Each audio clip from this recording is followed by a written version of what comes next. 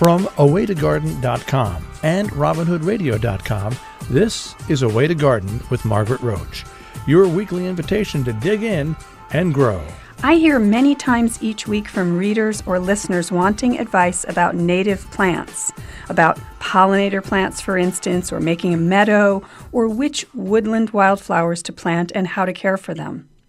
Today's guest has extensive experience with all of the above and says the way to get to know native plants is to spend time outside among them, to observe them in their natural context. More about how taking an adventure in field botany can inform your practice of horticulture back in the home garden. But first, these messages. Underwriting support from High Mowing Organic Seeds, the first independently owned farm-based seed company proudly serving organic gardeners and farmers with 100% organic and non-GMO vegetable, herb, and flower seeds. HighMowingSeeds.com/awaytogarden. Underwriting support from Timber Press, your go-to resource for books in gardening and nature. Whether you're a new gardener, a professional at the top of your field, or a reader interested in the wonders of the natural world, their books are there to help you grow. TimberPress.com. Today's topic is native plants, and Uli Lorimer has made a career of observing and working with them.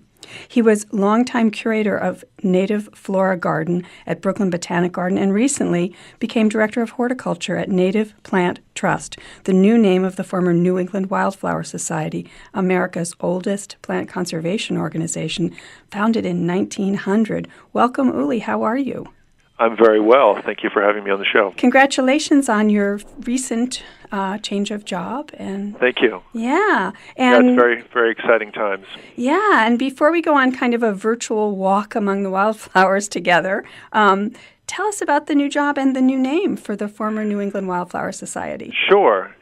So the organization made the sort of the first moves to change the name a couple of years back, and it was kind of in recognition that while our old name was very well known, it was sort of hurting us in the sense that it didn't fully convey the breadth of the work that the organization does, and that even sort of simple questions like, do you guys care about trees because we're a wildflower society, are the kinds of things that we would get.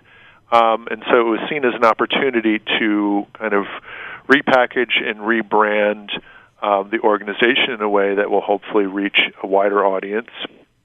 And in a way, kind of comes back to the earlier roots of the organization in that we are, because we're primarily a conservation organization, that we also hold native plants in trust for the public and for the future. And you do that, holding them in trust in the literal sense. Do you do that at your sort of headquarters at Garden in the Woods in Framingham, or tell me about the holding them in trust? Yes. So, the organization is I like to use the analogy of a three-legged stool, and essentially each leg supports the organization collectively, and you've got conservation, you have horticulture, and you have education and public outreach. And so, as I said, we are at our core conservation organization, and one of the things that we're most proud of is that we maintain a seed bank of the rarest of all of New England's plants, and we've been engaged in monitoring populations of rare plants in every county of New England for over 30 years now. Okay. So quite literally holding the actual, genetic resources in terms of the seeds here on site. Mm-hmm. So when we spoke the other day, kind of before this show, the segment taping, you said a couple of things that really stuck with me. And you said the best way to learn about all these plants and the full depth of diversity is to spend time outside. And you also said observations in context in the wild can help you be a better gardener. So let's talk about that, because you've been an expert in this field for a very long time. So you have training and, you know what I mean? You have a lot of other things going for you and your insights that fed your insights. But this kind of approach actually started, or began to really crystallize for me when I arrived at Brooklyn Botanic Garden many years ago.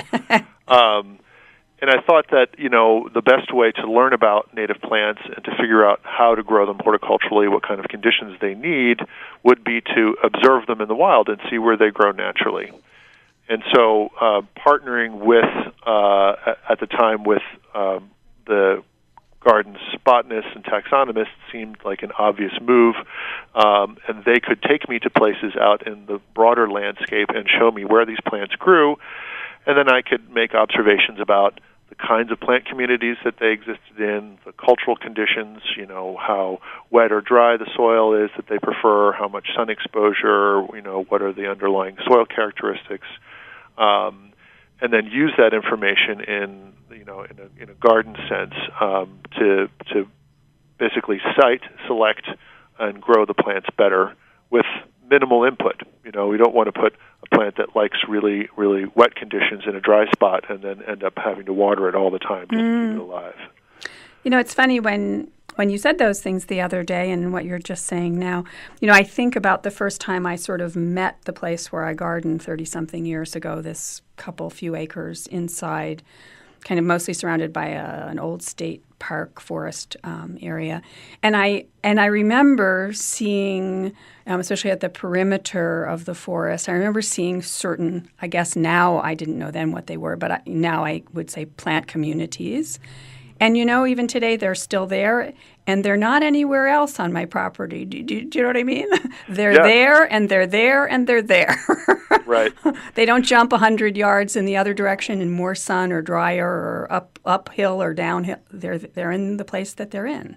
Yeah, and I think that's the sort of arc of this approach in terms of learning to be a really good observer usually begins with looking at specific species and saying, well, I'm really interested in, let's say, turtlehead, Chelone. And so you go to places where it grows, and you say, this is great, and I can begin to expand it out. And after a while, you also begin to recognize the different kinds of habitats.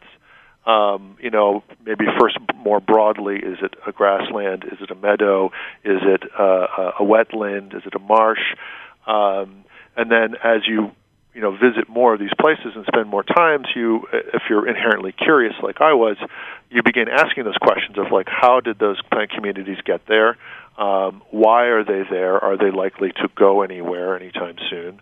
And what are the forces behind that distribution? So you take those insights then back to in the places that you've worked. You worked at Wave Hill, I think, as a woodland gardener, another public garden in New York City, and then at Brooklyn for all those years as a curator. And you take those insights back with you from these wild places, and you try to then create gardens based on those insights. Yes, yeah. And I think that it helps you to sort of predict reasonably well how those plants might behave in a garden setting, but it also I think one of the really key parts of this approach too is understanding that disturbance on a landscape is a really powerful force in shaping the way that plant communities, what they look like and where they're distributed, and that recognizing that gardening in all of its shapes and forms is a form of disturbance. I knew that was what you were going to say. Yeah. Whether you're like, it's sort of, do you cut your weeds off and leave the roots in place, or do you pull them up? And what happens when you pull them up, you introduce seeds from the soil seed bank to the surface, and there you have more weeds again. And so the idea that disturbance and succession are tied into the way in which plants behave is really powerful knowledge for a gardener, because not all native plants are well suited for all kinds of gardens. And I think that was sort of one of the more powerful lessons that you learn, and it's partly from observation out in the wild, and it's partly from making mistakes in the garden. Yeah, and exactly. And you said succession, and so I think of this kind of little meadow thing above my house, and it's really an unmown area. It's an area where, in the kind of small field above the house that I mowed for years, I thought, I think there's some little blue stem there, and I think there's some, and I got to know plants a little bit, and I thought, I wonder if I could time my mowing to favor some of these desirable things that are native and might be beautiful and good for the diversity here and so forth. And so I did, except guess who wants to jump in and live there, is, for instance, some kinds of rubus. I don't know if they're blackberries or raspberries technically or what they are, but, things like that, woody, early invaders, so to speak, successionally. So then Margaret thinks, the first years, Margaret thinks, well, I'm going to pull that thing out with all my might, and I'm getting crowbars and shovels. And what is Margaret doing? What you just said. She's making big holes where soil is churned up and all kinds of other creatures that are dormant in the soil in that seed bank, right? Things come back. Yeah, exactly. And it's sort of that you can't. And this, this is kind of touches on another aspect of native plant gardening, is that people recognize some native plants are aggressive, or sometimes even called invasive, and it's not their fault. Because it's easy to vilify invasives and say, because of the ecological harm that they cause, but for native plants that are aggressive, they've evolved to occupy a certain place in this arc of succession, and it's usually the kind of things that want to move into your recently mown field or open kind of grassland, old agricultural land situation. Yes. And if you can recognize that suite of species, those end up being really poor choices for a smaller garden, for example. So examples, a couple of examples of those types. So mountain mints, pycnanthemums are really fantastic garden plants and support a wide variety of pollinators. They're really, really beautiful summer flowering plants. And some of them, like Pycnanthemum muticum, the broad-leafed mountain mint, or Pycnanthemum virginianum, the Virginia mountain mint, spread really aggressively through rhizomes. And it's because they've evolved to try to colonize that open space while it's still open and before the tree canopy fills in. So for a small garden, maybe that's not a good example, a good choice. Yeah. A better choice that I found would be Pycnanthemum tenuifolium, which is the narrow-leaved mountain mint, and it's more of a clump-forming perennial, and it more or less stays where you put it, and builds a larger clump over time, but is really unlikely to take over your whole garden. Well, it's a good thing that was the one I chose last year to add to my little meadow experiment. I mean, the meadow's bigger than a garden bed, but it's not vast, so I didn't want a thug. I didn't want, a thug, So you just used the invasive word, and so sort of to backtrack a second, simply being native doesn't mean that a plant suits your garden, is what I kind of think I'm hearing you say. I mean, just because it's in a list, that shows that it's present in your county or your state or whatever, doesn't mean it's good for you. Partly maybe because it's too ambitious. It's one of these first invaders, pioneer species, right? Yep. Or it could be for other reasons that it's not suitable for you. Yes, and I think that's what's oftentimes missing in nursery information, for example, is that kind of successional status and what is this plant likely to do. Another great example would be milkweeds. We know milkweeds are really wonderful to support monarch butterflies, and the common milkweed has a reputation of being a thug in the garden, and it's perfectly acceptable in a much larger, broader landscape. It's not going to invade into the woods because it doesn't like shade, but there's loads of other kinds of milkweeds like butterfly milkweed or purple milkweed, Asclepias purpurescens, that are better choices. And that's kind of the challenge for the home gardeners. You can look at a list of all the different milkweeds that grow in your area, and how are you to know which one plays nice with others and which ones don't. So we need to be doing a lot more homework because not all milkweeds are created equal. Correct. Yeah. And so, it's short of there being like a good reference for that sort of information, you can gain that information by going out and observing these plants in the wild. So we double back to where we began, which is that we can draw inferences even as lay people by seeing who's taken over vast. I mean, in some places where I live, you see certain milkweeds in just massive expanses. Yes, massive expanses. Right? And or Canada goldenrod is another example too. I mean, and so it's sort of learning the plants, and I think that exercise of learning the plants serves the purpose of really of connecting you deeper with the landscape, with the cultural heritage that is associated with this region, with the biological heritage that is here, and then it's like seeing old friends when you're out in the woods and you're walking around. You're like, hey, I know you, and it doesn't seem so unfamiliar anymore. Yeah. And then you can begin to put together, why are they distributed the way? And there are so many wonderful garden plants that are out there, but they are, they have to be put in the context of how they evolved.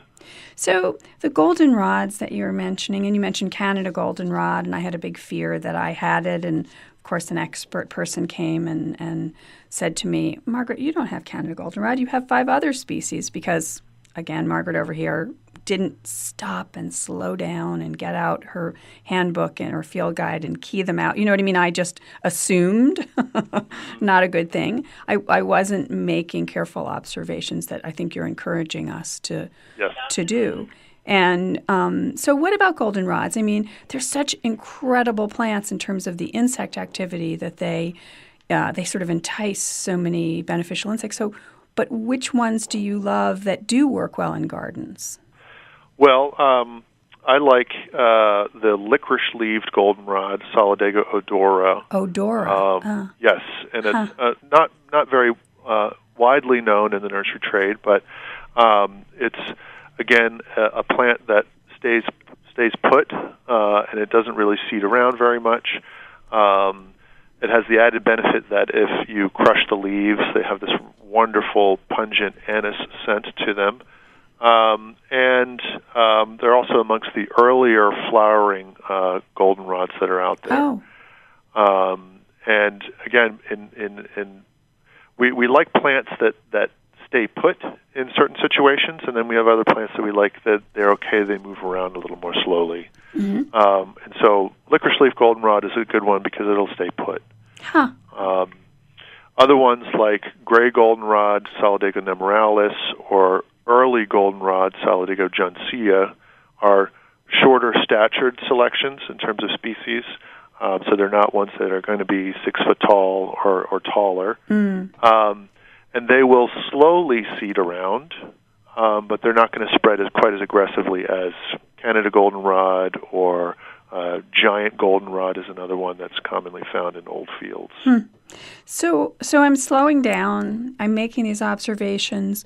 What tools should I have with me to help me, to support me in becoming a more astute observer? Because some of them will be these observations and these ahas, but it doesn't probably hurt to have a little bit of expert help in your pocket or hand, right? So, so what are some of the tools? Yeah. So first, I think I should plug the Native Plant Trust has an absolutely wonderful web resource called Go Botany. Go Botany. I love Go Botany. You know, I'm a big fan. And so Go Botany is it's a web-based resource, and they have both sort of simple keys. So even if you're not a botanist, you can follow the prompts and get a reasonable list of what you might have. Of the characteristics of the plant. Does it look like this or this? Well, no. So it's sort of like, is it a tree? No. Is it herbaceous? Right. Okay.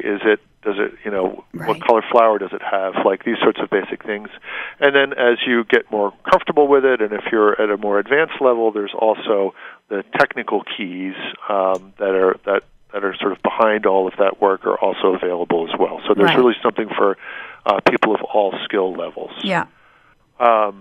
In terms of field guides, I really like Lawrence Newcomb's Wildflower Guide. Oh. And the reason I like it is, again, the key is very intuitive and simple, but it also forces you to look at all parts of the plant and not just the flower. Mm-hmm. And that, again, it's educational because you begin to recognize, well, which plants have opposite leaves and which have alternate leaves and which ones have hairy stems and which ones are smooth. And if you don't have a flower, you still might be able to figure out what it is. So many wildflower guides are just keyed in on the flower itself. And if it's the wrong season, they're not particularly useful. Mm. So the Lawrence Newcomb guide as well. Do you use any apps? Are you electronic, digital, virtual? I don't actually. Because you know so much. Well, but I also find that part of the exercise of going outside is to kind of unplug. Yeah, let it go. Mm-hmm. And let go of the digital tethers that have gotten into our lives so much. And I'm also kind of old school in being a bibliophile, so I like books. Yeah, I love books too. My field guide cupboard is runneth over. But I do find sometimes I will take out my phone and I will snap a picture because I find that helps me to do the ID later. Yes. Do you know what I mean? As opposed to get all obsessed in using one of the apps, and hoping for cell coverage and all that kind of stuff. I'll take a picture. There are a couple other web-based platforms that you could use if you do like taking pictures. You could submit it through iNaturalist. Yes. And it's sort of a community-based platform where other people can help you with identification. There's also really great sort of beginner and intermediate and advanced level plant identification books on groups on Facebook, for example, where people routinely post pictures of, this is growing in my backyard and I don't know what it is, and then the crowd comes together to help that person out in terms of IDing. Yeah, I'll give with the transcript of the show, I'll give some links to some of those. In the last couple minutes, I want to just talk about Native Plant Trust again, where we began. I am a diehard user, as I said, of the database of the Go Botany tool. But you have these campuses that we could come visit. Tell us just a little bit about what we should we come say hello? Yes, please do. From wherever we are around the country. Come tomorrow, come this weekend, because the garden actually looks fantastic right now. All this rain has been really wonderful for all the plants. So we're headquartered in Framingham, Massachusetts at Garden in the Woods. And it's a 45-acre botanical garden with trails and ponds and swamps and bogs and woodland gardens. There's a lot of wonderful displays to be seen here. We also run a retail and wholesale nursery operation called Nasami Farm that's in western Massachusetts in Whately that you can also visit to buy plants. We're really moving towards trying to sell only plants that were collected in the wild and grown from seed and as locally as possible. And that kind of ties back into that field botany, field work angle that we started the show with, because it's really important for us as an organization to promote local genetic diversity and to provide those kind of plants to the general public. We also own and maintain 5 sanctuary properties in Maine, New Hampshire, Vermont, and Massachusetts that have unique plant community and land features, and one of the reasons why we bought those properties long ago was to make sure that they would remain wild and protected in perpetuity. So those are other places to visit. So all good places to do a little field botany to inform our practice of horticulture back in the home garden where we began. Well, thank you so much, Uli Lorimer. I'm so glad to speak to you, and again, congratulations. And I look forward to coming to visit and seeing what's up over there. Yes, thank you so much, Margaret. It's been a pleasure speaking with you. Okay. Underwriting support from Timber Press, your go-to resource for books in gardening and nature. Whether you're a new gardener, a professional at the top of your field, or a reader interested in the wonders of the natural world, their books are there to help you grow. TimberPress.com. Underwriting support from High Mowing Organic Seeds, the first independently owned farm-based seed company proudly serving organic gardeners and farmers with 100% organic and non-GMO vegetable, herb, and flower seeds. HighMowingSeeds.com/awaytogarden. And thanks to all of you for listening to. Now, don't miss an episode. You can subscribe free to the podcast version on Stitcher or iTunes or Spotify. And you can find me anytime at awaytogarden.com or on Instagram and Facebook as @awaytogarden. And happy gardening meantime. Away to Garden with Margaret Roach is a joint production of awaytogarden.com and the smallest NPR station in the nation, Robin Hood Radio.